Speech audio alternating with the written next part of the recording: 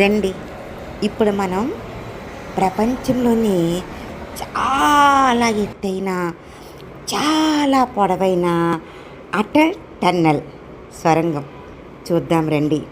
ఇది హిమాచల్ ప్రదేశ్లో ఉంది. నిజంగా వెళ్ళే దారి చాలా అద్భుతంగా ఉంటుంది. ఇది ఎంత ఎత్తు మీదకి వెళ్ళామో తెలుసా? సుమారుగా 10,000 అడుగులు మేము వెళ్ళాం. అంత ఎత్తు వెళ్ళేటప్పుడు చాలా భయం అనిపించింది.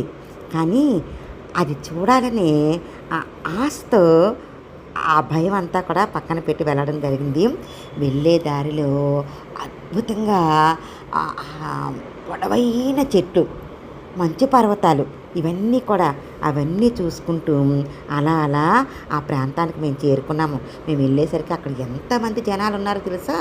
అక్కడ మన జెండా, మన భారతదేశ జెండా చాలా ఎత్తుగా ఎగురుతుంది. అక్కడ అందరూ కూడా ఎంతోమంది ఫోటోలు తీసుకున్నాను నిలబడి. నేను కూడా తీసుకున్నానులేండి.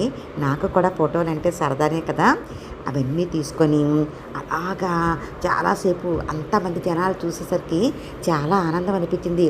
నేనేదో ఆ ఊర్లో స్కూలు పిల్లలు అలా నేను అనుకుని ఇంతకాలం ఉండిపోయాను.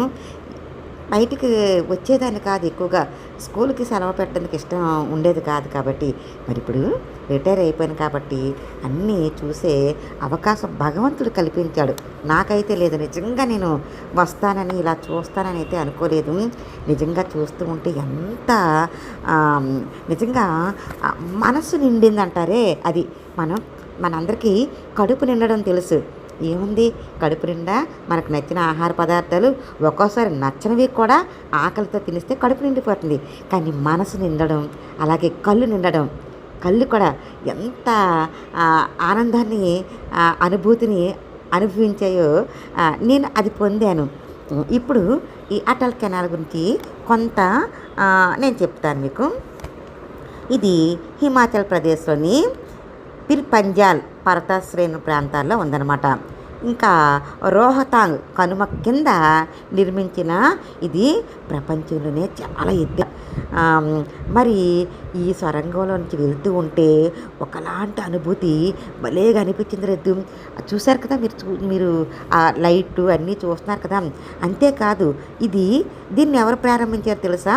దీన్ని 2020లో మన ప్రధానమంత్రి మోదీ గారు ప్రారంభించారు.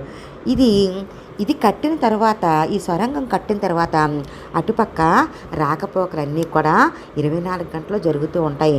అంతకు క్రితమట ఈ మంచు కురిసే సమయాల్లోని ఈ దారిని మూసేసేవారట. ఎందుకంటే మంచు పర్వతాలు మంచు కరిగిపోయి అలాగే చాలా ప్రమాదాలు అయ్యి జరిగాయట. అందుకని వాటిలన్నింటినీ కూడా నివారించడం కోసం ఈ సొరంగాన్ని నిర్మించారు. ఈ సొరంగం ద్వారా అనేక ప్రాంతాలకి రవాణాలు అవి కూడా జరుగుతూ ఉంటుంటాయి. అంతేకాదు ఈ సొరంగ మార్గంలోని అత్యవసర టెలిఫోన్లు కూడా పెట్టారండోయ్. అలాగే ప్రతి 500 మీటర్లకి అలాగే అత్యవసరమైన రోడ్లు కూడా, అంటే అడ్డు రోడ్లు, ఏదైనా ప్రమాదం అయితే అటుపక్క వెళ్ళే విధంగా అలా కూడా ఏర్పాటు చేయడం జరిగిందట.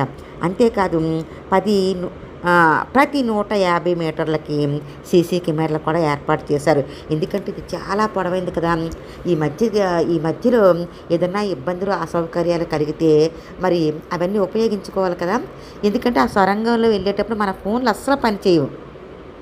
మన ఫోన్లు అసలు ఏమీ పనిచేయవు. కాబట్టి ఏదన్నా అత్యవసరం అయితే అక్కడే ఉన్న టెలిఫోన్లు ఏర్పాటు చేశారు కాబట్టి వాటిని మనం ఉపయోగించుకోవచ్చు. మరి ఈ ప్రపంచంలోనే అత్యంత పొడవైన ఎత్తైన ఈ టన్నెల్లోంచి వెళ్ళేటప్పుడు చాలా హ్యాపీగా అనిపించింది, చాలా ఆనందం అనిపించింది. ఇంకా ఏంటంటే సరిగ్గా ఈ సొరంగం ఇలా దాటి అవతల పక్కకి వెళ్ళిన వెంటనే